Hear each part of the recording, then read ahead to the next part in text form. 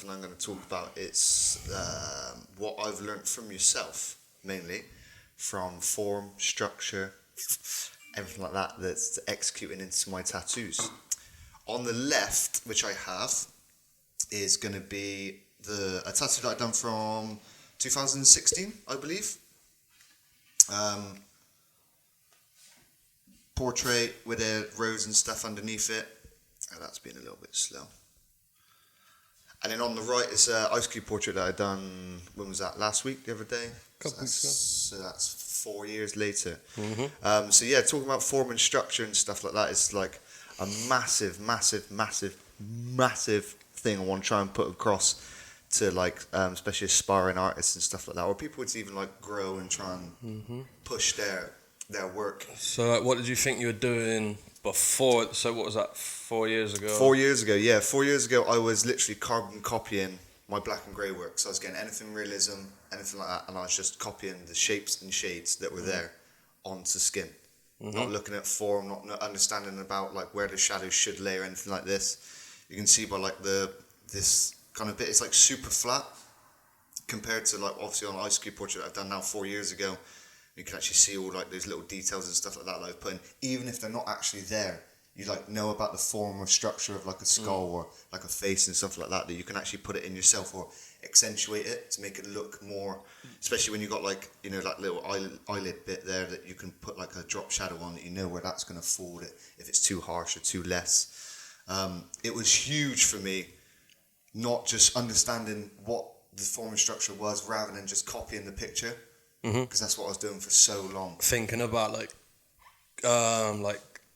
well, I always say, innit, like thinking about sculpting a piece and thinking three-dimensionally, like if you're doing a portrait, thinking about what you're looking at in the picture, and if like, well, I can see on the side of that face, like if you're catching a bit of a highlight on the side, you're thinking rather like more about the shape of the object you're drawing, as opposed to just putting a shape in the right spot. Yeah. I used to do the same shit. I used to just try and put the shading in the right spot, and then I started looking at, you know, like thinking about the actual contour, the shape, stuff like that, and how something would piece together. But it was crazy because we had the rose tutorial, which is like, I've got the other rose and stuff here that I was going to show, which was, again, on the left is something that has been done 4 years ago, and on the right, after having the first rose tutorial that we spoke about, talking about form and structure, it's just like, on here, I was just trying to copy the shapes and shades like that. I was putting in just a 7 mag. I wasn't using a line or anything. I was like, oh, that'd be sharp enough. And obviously having stuff come back killed, stuff like knowing now that stuff needs to be lined out, and just like knowing where like shadows fall. Even if you're like trying to accentuate it and like put it in your own light source as such, you can do that when you understand the form and structure of it. If you're trying to copy a piece that doesn't have that light source there or those harsh shadows, the piece can look flat, even though you execute it really well. It's like it looks flat because there's no harsh lights or shadows falling on it. Yeah. If you've got that understanding, you can make it more of a really like kind of dramatic piece by putting in those harsher shadows and stuff. So I just think it's super important that I wish I learnt this far sooner than from when then you taught me. It's because it's different on skin as well, I think.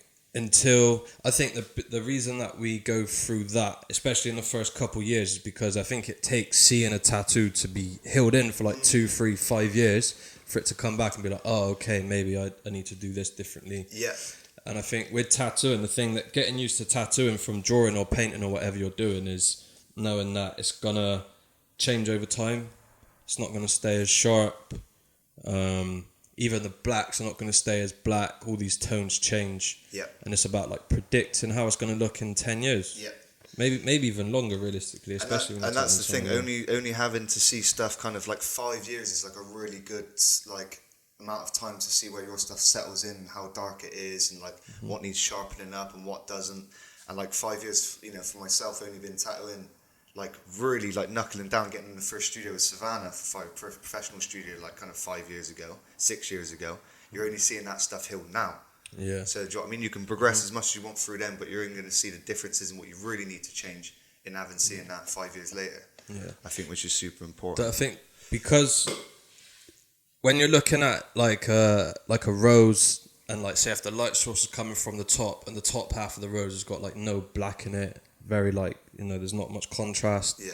It's tricky. Like when you're starting, you just want to stay true to those tones, and then you might not think about how it's going to heal and look in 10 years. Yep. And then once you see it back, you're like, oh no, like I need to make sure that it's got enough contrast. It's tight enough and it's got all of these things. And it's tricky, like knowing how to copy the picture and still make it look realistic, but still make a good tattoo. Yes. Trying to do the two is tricky, super tricky. Absolutely, it's a different medium. Like as much as you can like draw on a pad, or you can draw in acrylic, or you can draw in pencil, tattoo is a different medium of art which you need to adapt every style or every thing that you do, as in tones and stuff like that, is needs to be adapted to, I think, make a tattoo. Like the tattoo is the medium of art. Do you know what I mean? Because we've been speaking about putting in lines where we wouldn't usually put them, just to sharpen stuff up, because over time that might fall back and you want it to stay sharp. You know, you might, because I was doing like, you know, the rows on the left with like a 7 mag, and it might have been really sharp then, with just the side of it, but it needs that liner in. But kind of not understanding form and structure, because I was just like, it just needs that tone. I was only putting in with a mag. But for the tattoo to last, and for the process of a tattoo, regardless to what art you're copying, it needs to be like lined in and like approached differently. I've seen stuff that I did with a liner, like a couple of years ago. I was working with mostly like a 3-liner, and I was just tip shading everything, so like everything was super sharp, and it looks really sharp back then. But seeing it healed in after 3 years, it doesn't look super sharp. It just looks what I'd say like as it's meant to. And it softens back and like kind of, and it's like almost compensating at the time, thinking like, oh, this looks a little bit too sharp. But then, like I'm saying, by the time it heals into the skin, it's got a natural little blur to it anyway. And like Carlos Torres, when I've got a scar on my left arm, and part of the back teeth, well, you've seen it, isn't it? It's part of the back teeth, they're kind of blurry, so he hasn't sharpened them up. And he hasn't made them look blurry, he just didn't sharpen them up with the mag, knowing that over time they're just going to have this like natural little So then when he sharpens up the other stuff doesn't look super sharp, it just looks normal. And that, I think that comes down to trusting your process. But in trusting your process, you need to... I've never trusted my process. I've always just copied it, and I'm like, okay, we'll see how that heals or whatever. But trusting your process now, I can know what that's going to look like in kind of 2, 3, 4, 5 years' time. And then, now I can kind of... I feel I can execute it better. But that, in turn, I think only understanding the form and structure of a piece, especially in like anything realism, is crucial, I think, to being able to execute that into a tattoo. There'd be some areas like, say, like if you were doing, I don't know, say like part of that hat and then like some of the shadow underneath it. There'd be times where like, if I didn't understand the form of an object, if I was looking strictly at shapes and shades or something like that, then I wouldn't be thinking about where a fade starts, where the hat is. I would just be putting in shapes. Like you're saying about understanding form, why something is there, what's there in the picture. If it's not so clear in the picture, you feel like it should be brought out. Like a good example is a skull that I'm about to do today. And the reference, there's like a weird dark patch on the skull. And it might just be a mark on the skull, but it doesn't make any sense to the form. So it's like I'm always going to ignore that. Perfect. And just put the form in. Before, I would have stenciled that right in. I'd be like, I'm copying that picture. Even if you can't make sense of it, right? Even though I can't make sense of it. That's exactly what I was doing. That was with roses, with anything. If the shadow didn't fall right, I was like, well, that's the picture. So you just copy the picture. It's like the dude that copied the tattoo off of someone's chest, and he literally put the nipple in because he obviously looked at the tattoo and didn't see that it was the nipple, it was the client's nipple, and he took the picture and like put the person's nipple in. It was on his arm. It was a mess. But that's the perfect example of like not looking at the form, not understanding the tattoo, it's just looking and copying. When you start looking at the form. And it's like, it's not to say that like that's been a bad thing that I've done, obviously that's how I've learned. But what I just want to try and put across is like, it's so important that I was super happy with this stuff when I was doing it, you know, like that portrait on the left and stuff at the time. And I still think it's a nice tattoo now. It's settled in really nice. But from what I've learned now and learning about form and structure, it's like I would have executed that way differently now. I feel it would have come out a lot better. But it's, so it's just like, and once you understand it, it's fun as well, because you can like accentuate stuff and kind of like put in your own little flair on it, rather than just carbon copying like the photograph. Yeah, still realism. There's room for what's your style, isn't it? Yeah. How you like to stylize stuff. And I think that for me, that's only coming just through now. Now that I can understand this, I can adapt my own style now. Yeah. Because before I was really struggling because I was just copying pictures. Yeah. So That works with simplicity as much as it does put in an extra detail too. Because I think trying to simplify something and make it look like what it's supposed to is super hard too. Yeah. I've seen people that do just simple roses or simple portraits and they still look great. But it's another thing talking about like simplicity stuff, like the like these roses, for example. After I was like kind of speaking to you, like this petal and stuff, or this petal at the top. Before I was like zooming in, and I was doing 1 square inch at a time, trying to copy those tones from the reference to the tattoo, and that's what it's supposed to be like, and that's it. That's great. Now I can kind of stand back, and maybe there was like a kind of mid-tone in here or something. Yeah. But because I'm understanding the form and structure of it, I can look at it and be like, light source is coming down from this way. It doesn't really need anything there. It's going to like pop it out, and I'm executing it for the sake of the tattoo, not just copying my reference. Yeah. It's been so fun and refreshing. It's like coming back to work for the first time again. After I was kind of learning it, it's so fun. Yeah. What did you learn about like tones as well? Because I don't know about you, but I used to, like, when I was starting, I would think that I could put, say, like a relatively light or medium tone in, put it in darker, and it's gonna heal dark. And then over time, like we're saying, over time you see stuff come back, and I'm like, oh damn, like I should have actually used just a darker tone than trying to compensate and like oversaturate. Yeah. And I think a big part of that too is in getting a good heal over time is picking the right tones.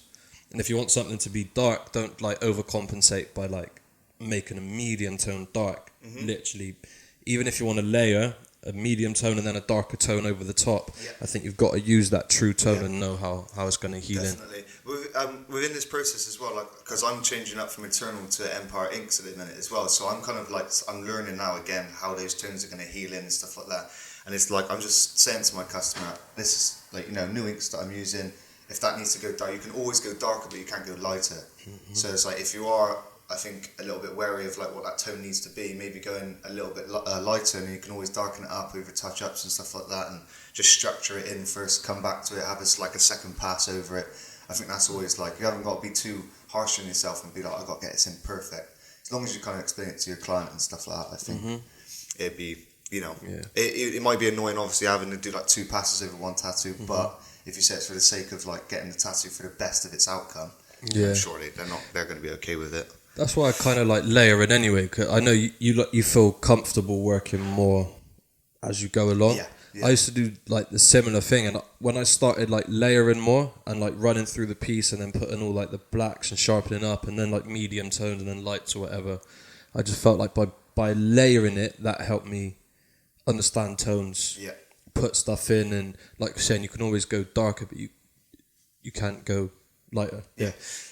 Something like that. And I just feel like by like putting in some of my black tones where I know the black's going to be, I then put in some of my light tones. That's exactly what I was just going to Because say. over time, like I said about the rose, after time I'm like, right, my tattoos need this amount of black to be a good tattoo, aside from all the greys. So I try and put in all the black to where I think that's going to stand alone. And then you start working with like my, you know, maybe my half cat, my darker tones, and then I'd almost like leave out some of my medium tones, go straight to my lighter tones, and start picking out what's going to be skin, and then blend in between. Because also with that, that's a really good fucking tip, because also with that is, if you've put in, it's exactly what I've done here. So the way I tackled this, the ice cube one wasn't necessarily as well it was completing as I go, which I would usually do. I'm like thinking about the form and structure more, so I was putting in like, I first put the beard in, so I knew I had my blacks in there. So then I can put all my tones off of the black, exactly what you just said. I think I put the lips in and then the nose, and then I can gauge all of these tones around it. So I started to put in my mid-tones, but again, I tried to think about not completing as I go, because if I looked at this piece here, I would have probably brought my medium tone up to like here. So I left it open. So I put in my light tones first, and then look back at my medium tones. Actually, like, I'm going to leave that open. It doesn't need it. When you start putting in all your blacks and not finishing as you're going, and think about the form and structure more so, you can kind of see and like leaving like these negative areas. Do you know what I mean? On the photograph, that would have been probably like a little bit of a tone in there, but it doesn't need it to execute the tattoo better. Yeah, definitely. And I think when you put the black in too, like, if I didn't put my black, if I started working from my lights, I probably would have done all my lights, put the black in, and then realised all my tones are wrong. Yeah. Because when I put my black in, I'm like, oh shit, that light's too dark, or yeah. So I like putting the black in just so I can see what my darkest tones are and what my lightest tones are, like the skin tone. Yeah. And then I think everything else in between that, I feel like you can build up. And even if you feel like it's a little bit too light, then you can start building on top of it. Definitely. And yeah, I feel like that helps with structure a little bit. It's helped me absolute tenfold. It's just refreshing, like I said, just to like understand what I'm doing, why that tone's going there. Let's leave it there. Yeah. Yeah, man. But 16. Okay, sweet. So if that's pretty much form, what would we call that? Medium, tutorial, Yeah. ting. Yeah, basically form. That's the difference between just copying a picture and understanding the picture. Form, contours helps make things look a little bit more realistic, helps things merge together, blends, helps the piece look more organic, that type of thing. So yeah, if you're drawing or tattooing a little bit of realism out there and you're looking for those extra tips to up your game and you don't know this stuff already, then try it out. And thank you to Ashley King. Thank you very much. Yeah, just like another thing to add to that is like it's not. I don't want to sit here telling people like, oh, this is what you should do with this. This is from my experience, which you can see obviously from like that what you done 4 years ago to now. It's like that's what I understand now, and I feel like I can execute stuff a lot better.